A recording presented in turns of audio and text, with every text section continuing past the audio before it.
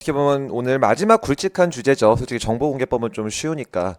정보공개법은 판서할 것도 거의 없어서 노트에 굵직한 내용만 읽고 넘어갈 거니까요. 인허가 의제만 마지막으로 힘내주시기를 바랄게요. 최근에 너무 강조되고 있는 주제죠. 우리 97급 시험 기준으로 보면은 통문제로 3연속 출제됐습니다. 국가직 시험에 2년 연속 나왔고, 그 다음 작년 지방직 7급 시험에 또 한 문제 나왔고.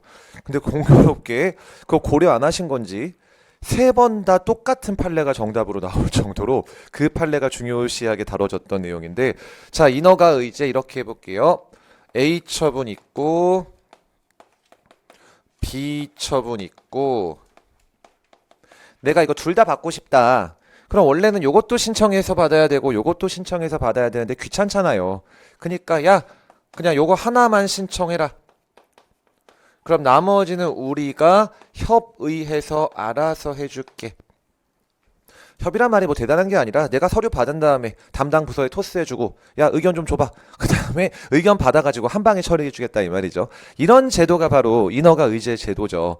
자, 이런 제도가 존재하는 취지, 이유는 민원인의 무엇을 편하게 해주려는 걸까요? 절차 간소화라고 하죠. 정확하십니다. 이런 인허가 의제 제도의 존재 이유는 절차 간소화예요.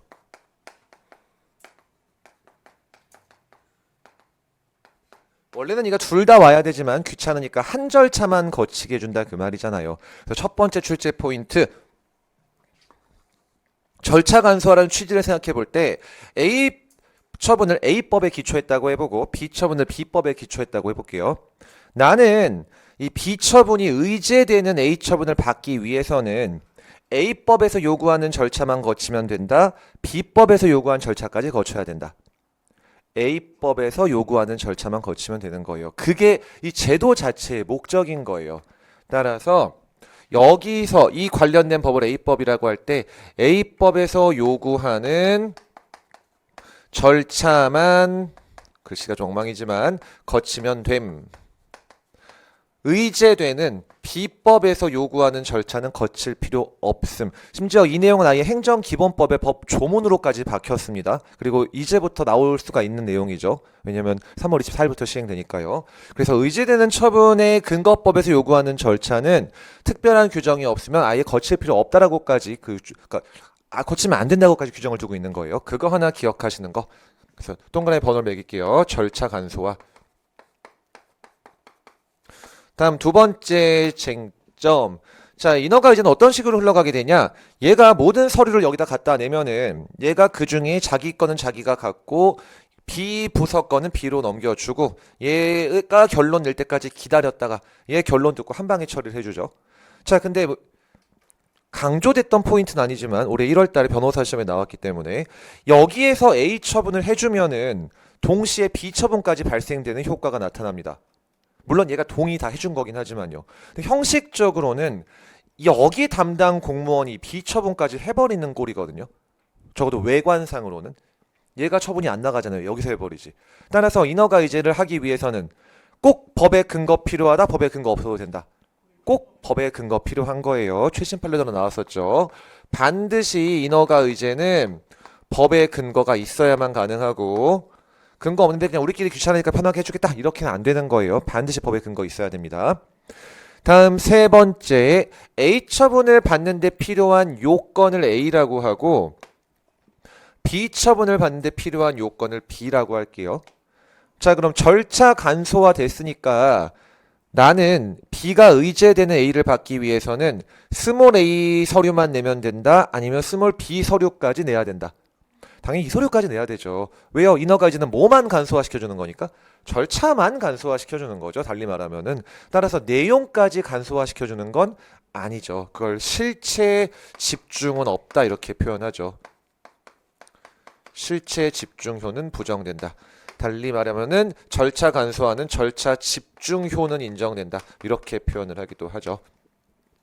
집중된다는 말은 그 절차만 거치면 된다 이 말이고 내용은 전혀 집중되지 않으니까 양자의 요건을 모두 갖춰야만 하는 거예요.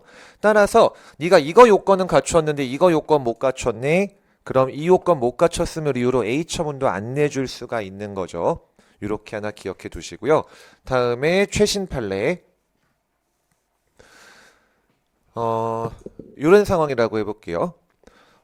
인허가 의제 제도가 존재하는 상황인데 나는 일단 B 요건을 제가 못 갖춘 상황이에요. 근데 일단 A라도 좀 먼저 받고 싶어가지고 B는 내가 나중에 할 요령으로 담당 공무원한테 찾아가서 일단 A만 좀 심사해서 해주세요. B는 내가 나중에 따로 할게요.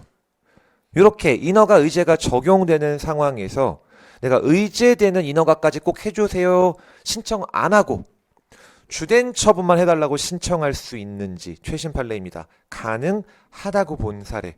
왜냐? 인허가 의제는 누구의 무슨 편의를 위한 거니까요.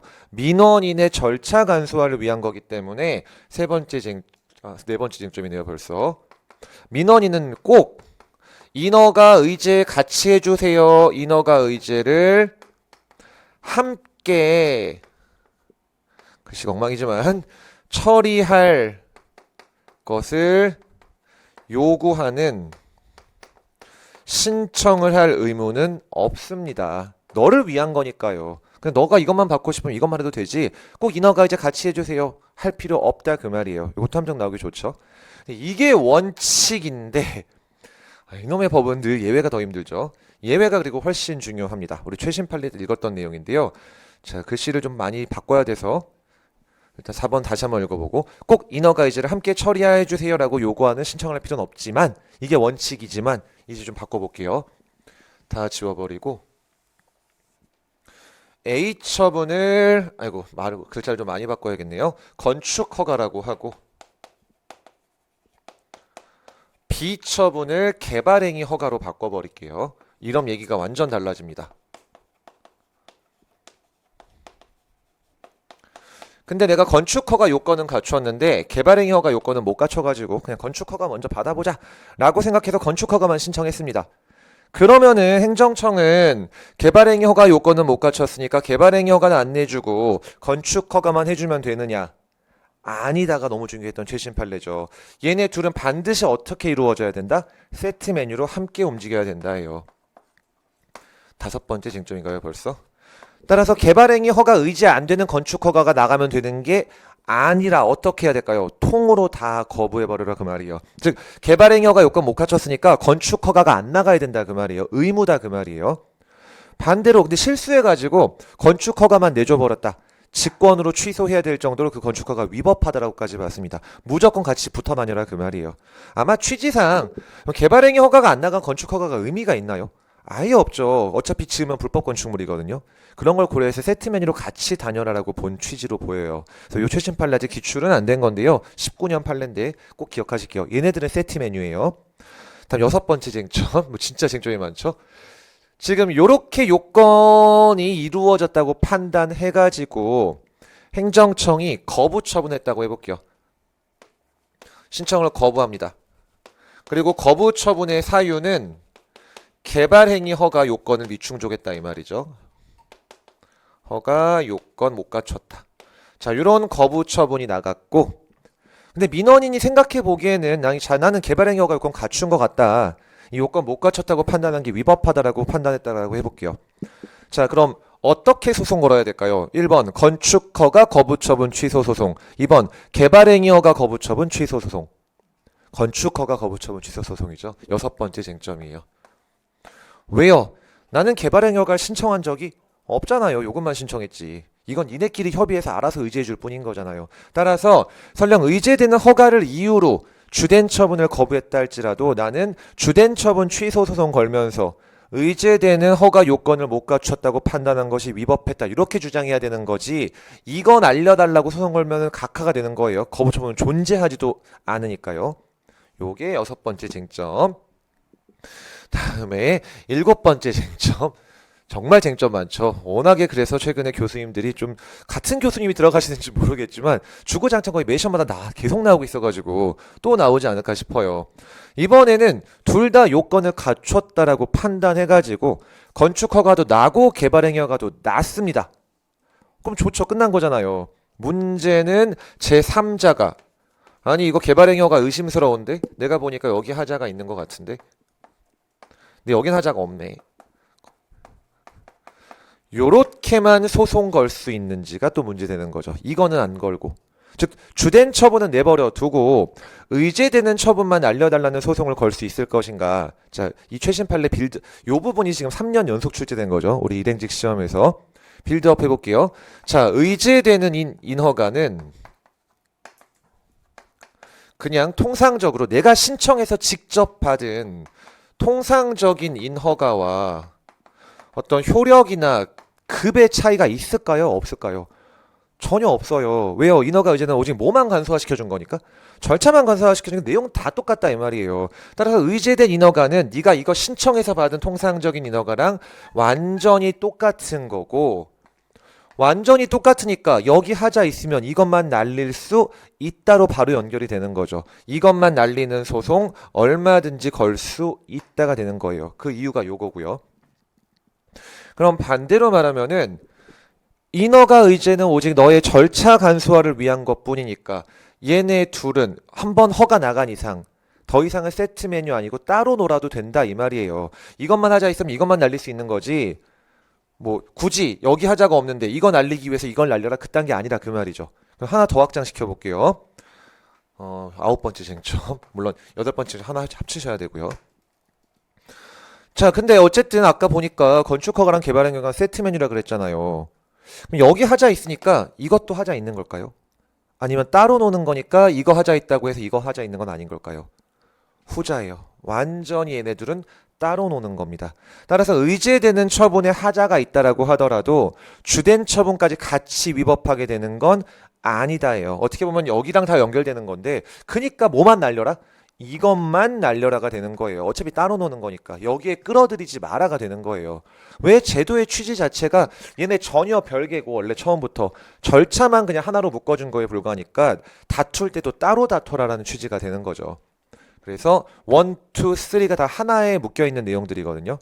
의제된 인허가는 통상적인 인허가와 동일하고 그렇기 때문에 주된 처분으로부터 독립해서 별도로 취소 소송을 걸 수 있고 마찬가지로 독립해서 따로 노는 애니까 여기 하자 있으면 여기 하자만 있는 거지 그 하자 때문에 이것까지 위법하게 되는 건 아니다. 이렇게까지 같이 기억하셔야 되죠. 그 다음 10번째 쟁점. 진짜 더럽게 많죠. 이래서 종합사례로 문제로도 많이 나오고 있고 작년 7급 시험에서는 종합사례 문제로 나왔죠. 우리 시험에서는 아직 사례형으로 나온 적은 없는데 9급 시험에서는요 나올 수 있지 않을까 싶어요. 이제는 쟁점이 너무 많네요. 저도 새삼 체크해보니까. 자, 또 하나의 쟁점 이런 경우입니다. 자, A 허가를 받으면 이번에 지금 보신 것처럼 하나만 따라오는 게 아니라 여러 개가 따라온다라고 해볼게요. B, C, D가 모조리 의제되는 어떤 법이 있다라고 해볼게요. 절차를 되게 간소화시켜주는 거죠. A 허가 하나 받으면은 B, C, D 다 따라온다.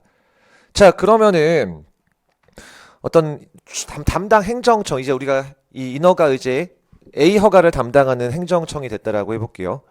내가 지금 관련 행정청들이랑 쇼부를 좀 봐보니까 B는 오케이 협의해줬습니다. 하래요. 근데 C, D는 아직 안 끝났어요. 협의가 아직 완료되지 않았습니다. 좀 기다려 보래요. 자, 이런 상황일 때 나는 C, D 협의 다 끝날 때까지 기다렸다 한 방에 해줘야 될까요? 아니면 협의 난 부분만 먼저 의제시키고 해줄 수 있을까요? 후자죠. 바로 부분 인허가 의제라는 제도가 존재하다. 요게 올해 1월 달에 출제된 내용인데 이제 그 변호사 시험에서요.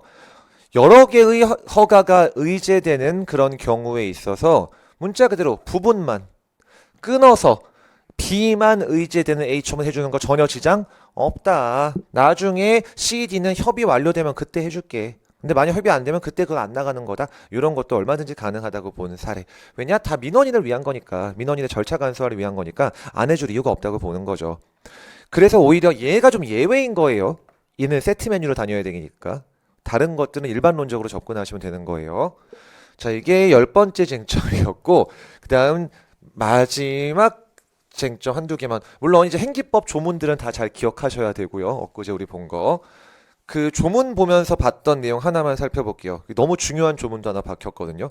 이 익숙하실 거예요. 조문 특강 들으셨으면은. 자, 주택법에서는 사업계획 승인 받으면은 뭐가 의제된다? 학교 짓게 돈 내라라는 학교 용지 부담금이 의제가 된다. 주택법에서는 그렇게 정하고 있는 거죠. 아파트 짓겠다고 주택사업계획 승인 받으면은 오케이, 그 아파트 근처에 아파트 단지 안에 학교 지어야 되니까 부담금 돈 내라 라는 처분을 의제시켜 버립니다. 주택법에서요. 근데 임대주택법, 공공주택법이라고 할게요. 공공임대주택법에서는 내가 임대주택 짓겠다라고 사업계획 승인을 받으면은 어쨌든 아파트 짓는 거니까 별도로 주택법상 사업계획 승인도 받아야 되는데 귀찮으니까 요거를 의제시켜 준다 그랬죠. 자, 그럼 이제 나올 논의의 포인트가 보이죠. 내가 공공주택법상 사업계획 승인 받으면은 주택법상 사업계획 승인 의제되는데 그니까 요거까지 의제되냐가 문제되는 거죠. 화살표가 연결돼 있잖아요. 자, 행기법에 법조문까지 박혔기 때문에 반드시 암기하셔야 돼요. 행기법 법조문은 어떻게 돼 있냐? 인허가 의제의 효과는 어디까지만 미치냐? 주된 처분의 법에서 의제하는 거에만 미친다. 주된 처분의 법에서는 요것만 의제시키고 있죠. 여기는 어디서 어느 법에서 의제시키고 있죠? 주택법에서 의제되는 처분법에서 의제시키고 있는 거잖아요. 요거는 의제 안 되니까 여기까지만 의제된다. 라는 판례가 원래 있었던 판례고 그 판례가 조문으로 박힌 거예요. 여기까지만 의제된다고.